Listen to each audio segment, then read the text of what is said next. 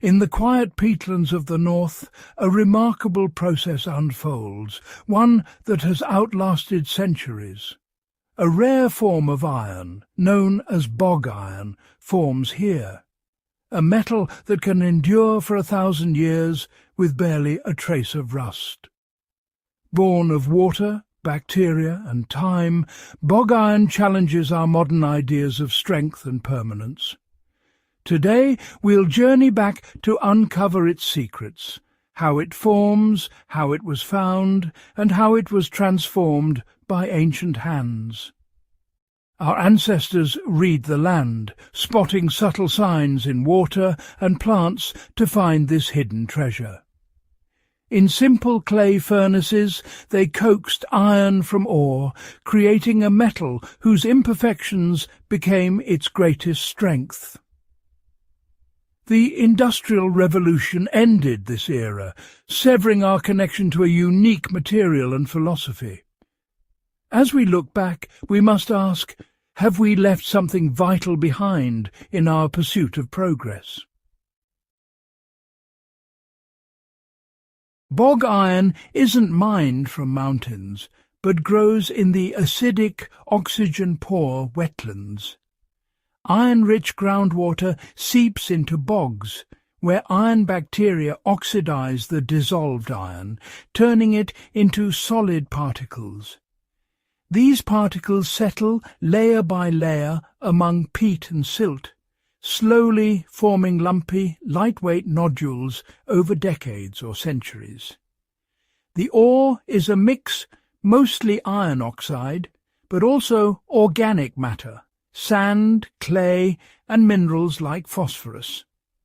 Phosphorus absorbed from decaying plants would later prove crucial to bog iron's legendary resistance to corrosion. The bog creates not pure iron, but a unique composite, shaped by geology, biology, and time. This slow, patient process yields a material unlike any other. It's nature's quiet alchemy, still at work beneath the surface. In every nodule lies a story of patience and transformation. For ancient communities, finding bog iron was a science of observation, not luck. They searched for rusty stains in water, oily films on still pools, and certain plants that thrived in iron-rich soil. These clues, passed down through generations, were a living library of ecological wisdom. With a simple rod, prospectors probed the bog, feeling for the gritty crunch of hidden ore. This method allowed them to map deposits before digging, ensuring their labour was rewarded. Their knowledge connected them deeply to the land. Today this skill is nearly lost, a reminder of how closely our ancestors worked with nature. The bog's secrets were revealed to those who knew how to look. Once gathered and roasted, bog iron ore was smelted in a simple clay Bloomery furnace. Unlike modern blast furnaces, the Bloomery used alternating layers of ore and charcoal, heated just enough to free iron from its ore, never melting it. Charcoal provided both heat and the carbon monoxide needed to strip oxygen from the ore. Air, pumped in by hand bellows, kept the reaction alive at just the right temperature. As iron particles formed, they stuck together and sank, while impurities melted into slag. After hours, the smith broke open the furnace to reveal a spongy, slag-filled mass, the bloom. Still white-hot, the bloom was hammered to consolidate the metal and expel slag. This process created a rough but workable iron, imperfect yet enduring. It was a delicate dance between fire, ore, and human skill. Bloomery iron was far from pure.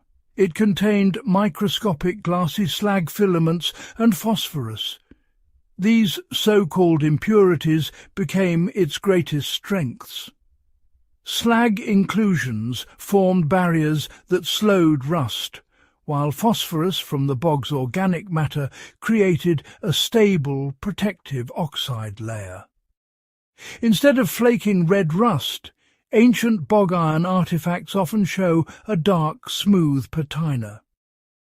The combination of slag and phosphorus made bog iron incredibly resistant to decay.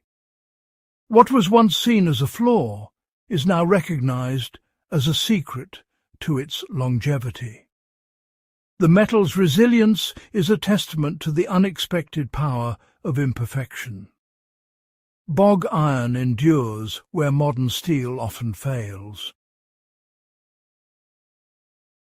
Vikings mastered bog iron, crafting swords that balanced hardness and flexibility.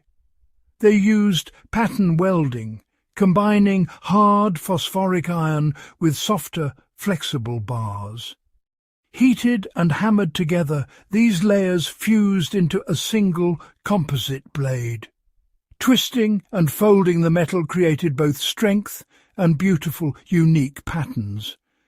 The patterned core was then edged with hard iron, yielding a blade that was sharp yet resilient.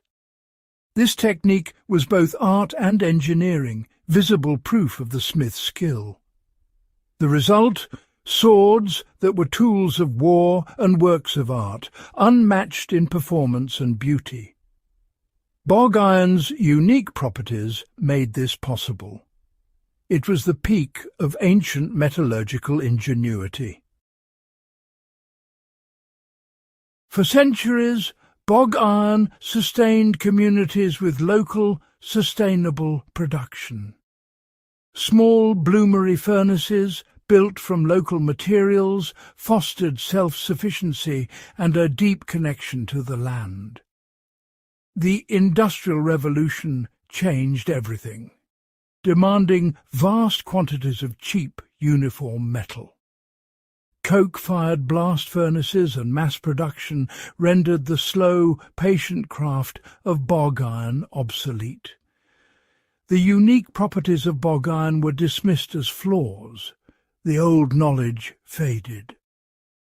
Within generations, the skills and wisdom of the bog were nearly lost. What vanished was more than a method. It was a model of sustainable place-based production. We lost the art of working with nature, not against it.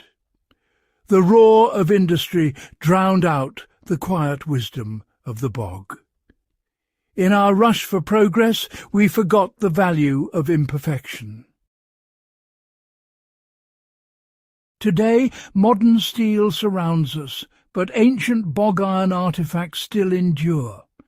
Their survival challenges our assumptions about progress and material strength.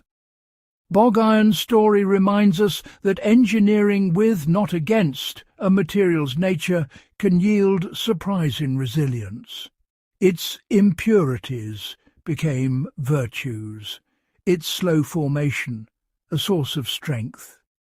In our pursuit of speed and uniformity, we've lost the art of embracing complexity and patience. The bog invites us to reconsider what we've left behind.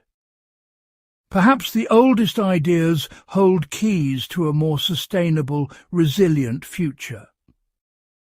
In the quiet of the bog, there are lessons still waiting to be learned. Enjoyed the journey through medieval metals? Subscribe and stay updated for more fascinating history videos.